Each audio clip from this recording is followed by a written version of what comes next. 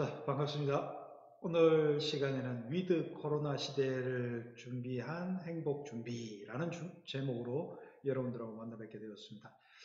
음, 혹시 지금 코로나가 종식될 것이냐?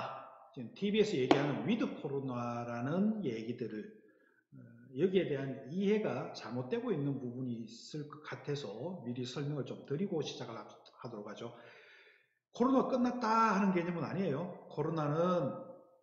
이제 코로나가 종결되었습니다. 마스크 벗고 일상에, 그러니까 3년 전의 시대로 돌아갑시다 하는 게 위드 코로나가 아니라 어쩔 수 없이 위드 코로나, 그러니까 코로나라는 병균체와 우리가 함께 살아갈 수밖에 없다 하는 시대로 지금은 접어들었습니다.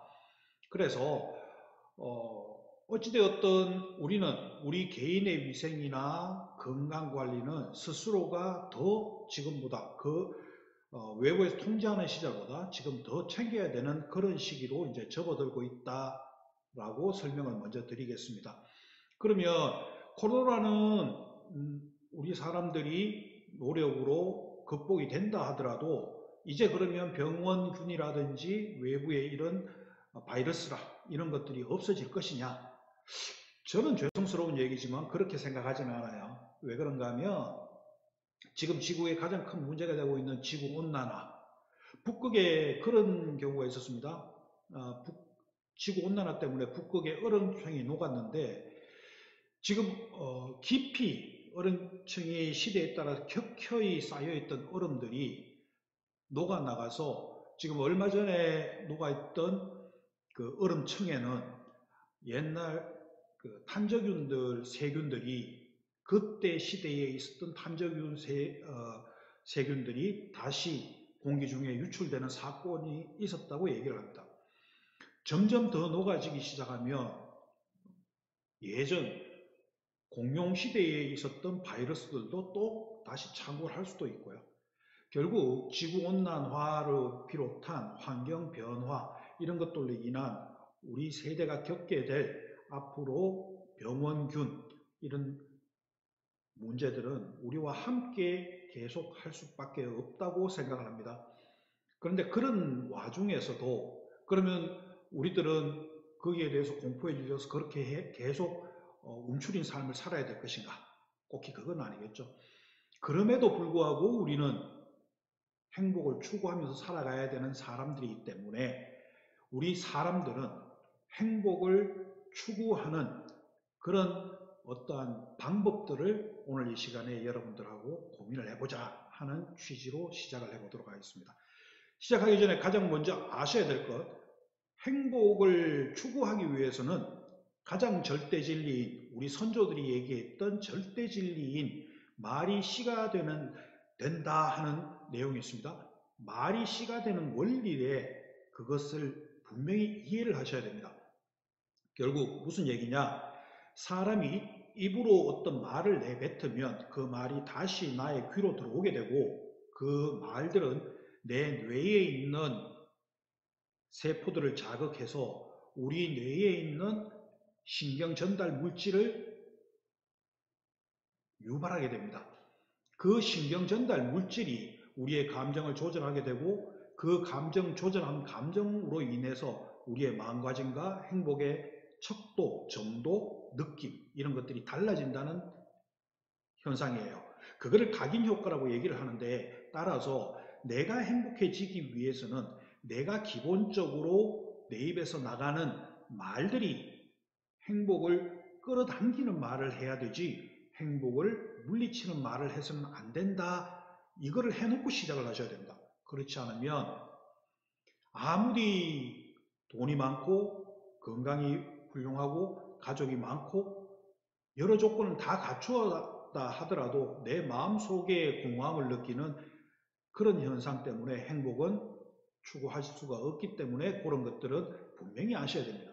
여러분 아시다시피 가요계에서는 가수들이 노래 제목대로 인생이 흘러간다 하는 그런 가수들의 노래 제목 운명론이라는 우스갯소리들이 있습니다. 그래서 가만히 보면 쭉 흘러갔던 노래들을 보면 자, 어려운 노래, 힘든 노래, 그리고 괴로운 노래들을 쭉 했던 가수들이 이상하게도 그와 동일한 삶을 살아가는 형태들을 자주 보게 되죠.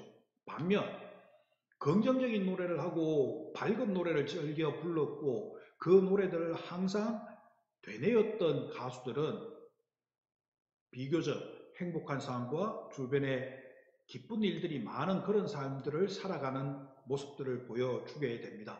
결국 내 입에서 평소에 쓰는 말들이 못한다, 못 살겠다, 못 견디겠다 등등 앞에 못이라는, 힘들다는, 못한다는 그런 얘기들을 입에 달고 살게 된다면 결코 우리 삶이 행복으로 가지는 못하기 때문에 내 입에서 앞에 못자를 좀 빼고 사는 삶을 살면 어떨까?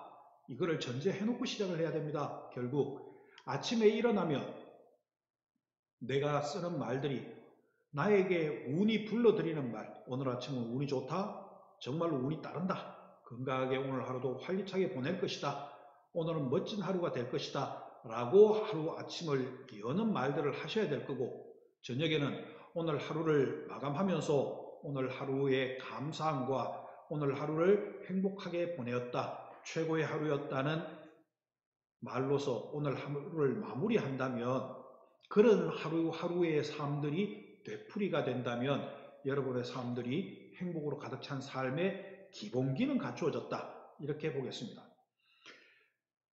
자, 이걸 기본기로 하고 난 다음에 이제 코로나 시대에 맞춰서 우리의 행복을 추구하는 삶을 하기 위해서 무엇을 준비해야 될까 하는 것들을 한번 얘기 나눠볼까 합니다. 첫 번째는 실천적인 행동을 하셔야 된다는 얘기입니다. 결국 이 얘기는 꿈과 목표가 없어지면 사람은 늙어진다고 얘기를 해요. 그래서 버킷리스트라는 영화를 보면 마지막을 앞둔 노년의 남성들이 이때까지 하고 싶었던 것들의 목표 리스트를 정해서 즐겁게 인생을 마무리하는 그런 내용으로 영화가 진행되는 그런 영화도 있었습니다. 그 과정 속에서 그분들이 느끼시는 그 환한 표정, 행복에 찬 그 모습들을 결국 내가 무언가를 성취하기 위해서, 무언가를 하기 위해서, 즐기기 위해서 하나하나를 생활해 나가는 그 과정 속에서 행복을 느끼시는 것이지, 목표와 꿈이 사라지면 청춘도 같이 사라진다고 보는 겁니다. 예전에 우리 속담처럼 그런 게 있었습니다.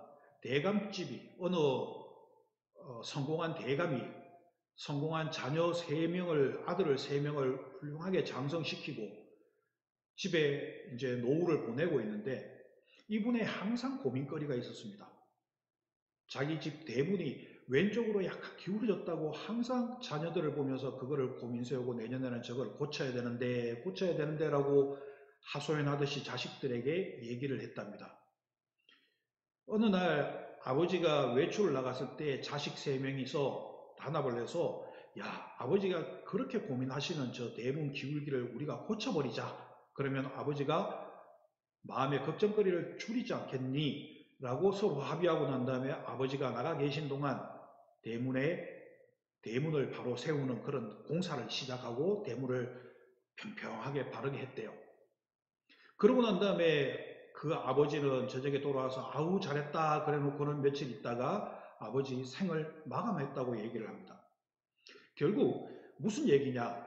내가 무언가를 해야 되겠다. 그리고 내가 목표하는 어떤 것을 만들어 놓고 거기에서 한 발 한 발 다가가는 삶을 살아가시는 그런 어르신들은 항상 목표를 가지고 거기에 대해서 청춘처럼 나의 인생을 도전하는 젊은 인생을 살고 계시겠지만, 내가 무언가를 놓치는 삶을 산다, 다 포기한 삶을 산다, 또는 아우 이제 다 이루었어, 다 끝났어 라고 생각하는 삶을 산다면 인생은 그 길로 끝인 겁니다. 결국 행복이 없어진다는 얘기가 되겠죠. 따라서 코로나 시대에 이제 더 이상 외부하고 접촉하는 것도 점점 힘들어지고, 그렇기 때문에 이제는 내가 포기하고 그냥 나 혼자 살아야지 라고 생각하는 것이 아니라 내 삶 속에서 무언가 도전거리와 목표거리와 희망거리를 하나씩 찾아내시는 준비를 하셔야 될 것 같아요. 무언가 하나 배우는 것도 괜찮고, 무언가 운동하는 것도 괜찮고, 무언가 하나 목표를 정하시는 것, 어떤 것이라도 그 과정 속에서 내가 가지는 즐거움을 누리시는 그것이 행복이 아닐까 그런 생각을 해봅니다. 그래서 첫 번째, 여러분의 삶의 새로운 목표와 끊임없는 도전을 응원합니다. 두 번째, 코로나 시대일수록 또는 앞으로 점점 더 개개인의 건강에 대한 자기의 보호를 자기 스스로가 해야 되는 입장이 된다면 이제 서로 독립된 삶을 사셔야 돼요.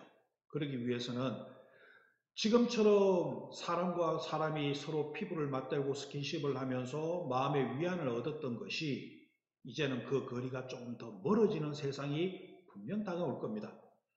그렇다면 그 상황 속에서도 견뎌내는 힘은 내 마음의 어려움과 고단함, 힘듦을 누구에겐가는 기댈 수 있는 버팀목을 찾아내고 만드시는 게 굉장히 중요할 거라고 생각합니다. 나는 이 사람이 의지하지, 이 사람을 의지하면서 또는 이 대상을 의지해서 내가 어렵고 힘들 때마다 나의 속사정을 다 토로하고 거기에서 위안을 받을 수 있어 라는 대상이 분명히 있으시면 그나마 마음의 안식처를 얻으실 수가 있는 게 될 겁니다. 젊으셨을 때는 내 아이들의 버팀목이 되어주기 위해서 내가 인생을 사셨다면 이제는 그 나를 살아가는 내 자신을 사랑해주는 나를 지탱해주는 버팀목을 하나 만드시는 게 중요할 것 같아요. 그러면 그 버팀목의 조건으로는 첫 번째는 무조건 내 편이 되어주는 대상이 있어야 됩니다. 이제 우리한테는 심판이 필요한 게 아니라 내 편이 필요한 겁니다. 내 옆에서 내 마음을 위로해 줄 수 있는 사람은 무조건적으로 내 편이 되어주는 사람이 필요합니다. 사람이 아니어도 대상이라도 관계없습니다. 두 번째, 내가 기쁜 일이 생겼을 때 시기와 질투를 하지 않고 나의 기쁨을 함께 즐거워해 줄 수 있는 대상이어야 될 겁니다. 세 번째, 내가 내 속에 있는 하소연, 넋두리, 괴로움을 얘기하고 싶을 때 그 얘기를 묵묵히 들어줄 수 있는 사람이고 대상이어야 될 겁니다. 이 조건을 충족하는 것들이 버팀목의 요건이라고 생각합니다. 결국 꼭히 사람이 아니어도 됩니다. 사람 말고 반려견일 수도 있고요. 반려묘일 수도 있고 반려목일 수도 있습니다. 나무나 개, 고양이, 대상이 어떤 대상이라도 관계없습니다. 내가 마음을 위탁할 수 있는 어떤 대상이 된다면 버팀목의 조건으로서는 충분할 것 같습니다. 이런 얘기가 있습니다. 사람이 위기에 처해 있을 때 그 위기에서 나를 구원해 줄 수 있는 나의 버팀목이 될 수 있는 세 가지 F로 시작하는 요건들, 대부분 사람들이 이런 것들에 기대어서 살아낸대요. 그 첫 번째가 가족이랍니다. 패밀리로 시작된, F로 시작되는 가족. 가족 때문에 나의 힘들고 어려운 것들을 견뎌낼 수 있다 라고 얘기를 한답니다. 두 번째는 친구, 프렌드, F로 시작하죠. 친구라고 얘기합니다. 내가 평생을 내 속에 있는 얘기를 함께 흉어물 없이 터놓을 수 있는 가까운 친구. 이런 사람들이 나의 버팀목의 요건일 수도 있습니다. 세 번째는 신념, 믿음이라고 생각할 수 있습니다. 그래서 연배가 많이 드신 분들의 신앙의 교회라든지 절이라든지 가보시면 거기에 오시는 신앙인들은 대부분 연배가 많으실수록 신앙인들이 많아요. 그 얘기는 어찌 보면 다른 측면에서는 물론 신앙인들한테는 죄송스러운 얘기일 수도 있지만 자기 마음의 신앙을 가지고 내 마음의 버팀목을 찾기 위해서 거기 신앙, 절이나 교회나 사찰을 찾으시는 분들이 많을 것 같습니다. 나쁜 거 아닙니다. 옳은 거겠죠. 결국 그거를 통해서, 그런 버팀목을 통해서 내 마음에 있는 하소연을 드러낼 수 있는 어떤 버팀목을 가진다는 측면에서는 굉장히 바람직한 방법이라고 생각됩니다. 결국 두 가지 말씀드렸습니다. 첫 번째는 목표를 세우고 도전하고 노력하면서 그 속에서 나의 즐거움과 행복을 추진해보자. 두 번째, 살면서 그래도 어려운 것들은 많이 생길 수 있습니다.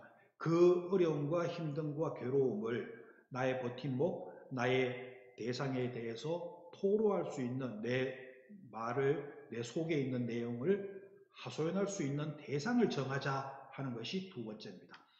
이제 마지막으로 아마 2022년이 코로나로 시작되는 위드 코로나의 최초의 어찌 보면 시작기일 것 같은데, 이때 대비하는 지금부터 무엇을 할까라고 생각할 때 새로운 인간관계의 접촉 방법이 달라질 것 같습니다.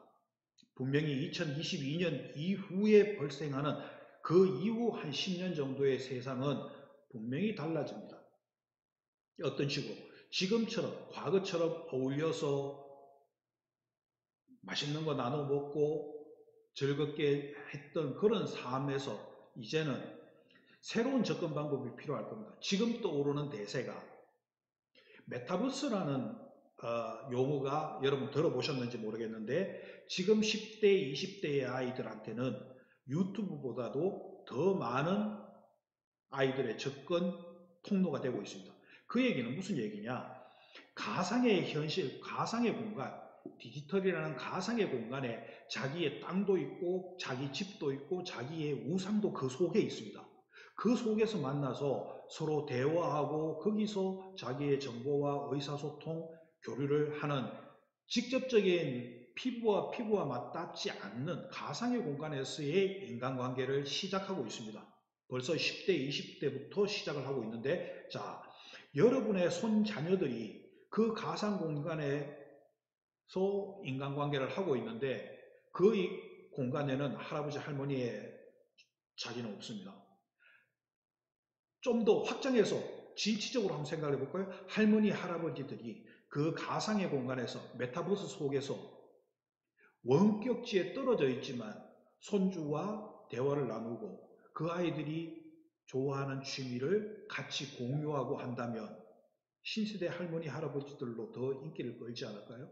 그렇다면 지금처럼 꼭히 만나서 그 아이들한테 인생의 얘기를 되풀이해 주는 것보다 그 속에서 그네들한테 내가 접근하는 방법을 조금 더 공부해 가는 그런 준비를 하시는 게 옳지 않을까, 그런 생각을 해봅니다. 그래서 권해드리는 것은 앞으로 다양한 접촉 방법이 만들어질 겁니다. 메타버스부터 시작해서 지금 유튜브로 남이 작성한 만들어진 채널을 지금 보시는, 동영상을 학습하시는 지금의 이유도 있지만, 이제는 여러분들이 서로 커뮤니케이션을 할 수 있는, 일명 카톡처럼 문자가 손이 늦어서 문자를 보내지 못한다면 말로서 주고받는 그런 사이트들도 이제는 서서히 생겨나고 있습니다. 그런 사이트들, 다양한 접촉 방법들이 너무나 많이 다양해지기 때문에 그런 것들에 대한 조금씩의 공부를 지금부터라도 시작해 보시는 게 어떨까 권해드립니다. 그 다음, 운동을 하셔야 될 겁니다. 아마 지금부터는 위드 코로나 시대가 된다면 개인 건강에 대한 책임 부담을 개인한테 맡길 거예요. 지금은 통제하고 코로나라는 위기 상황이기 때문에 서로 간의 접촉을 통제하고 외부적인 거리두기를 하자라고 해서 법제화되고 행정적인 조치를 취하지만, 이제 어느 정도 시점이 지나고 난 다음에 위드 코로나라는 것은 그런 제약은 풀 테니 개인의 건강은 스스로 챙기자라고 얘기를 할 겁니다. 결국 내가 다른 사람하고 접촉할 때 내 몸을 챙기는 것은 스스로가 챙겨야 되기 때문에, 그러는 동안 건강은 여러분이 스스로가 챙기셔야 되지만 권해드리는 것은 가급적 운동을 통해서 건강을 유지하시는 것을 권해드립니다. 약보다는 음식이 낫고요. 음식보다는 운동이 낫습니다. 건강을 유지하기 위한 최선의 방법은 운동이라고 생각을 합니다. 자, 세 가지 말씀드렸습니다. 정리하겠습니다. 첫 번째, 위드 코로나가 발생하게 되면 이제 우리는 그 속에서도 행복을 유지하면서 살아가야 되는 우리는 첫 번째, 여러분의 목표를 정하시고 뒤에 독립 준비할 때 공부하라고 말씀드렸던 그것을 목표로 정하셔도 관계는 없겠죠.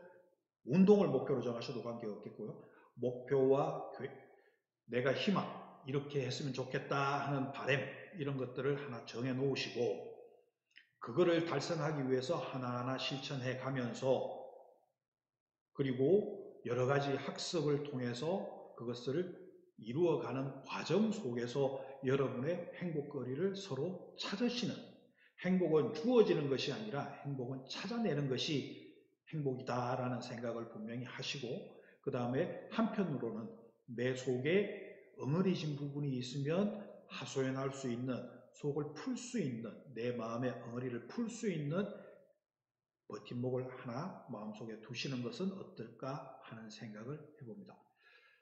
이것으로 여러분과의 만남은 마치도록 하겠습니다. 감사합니다.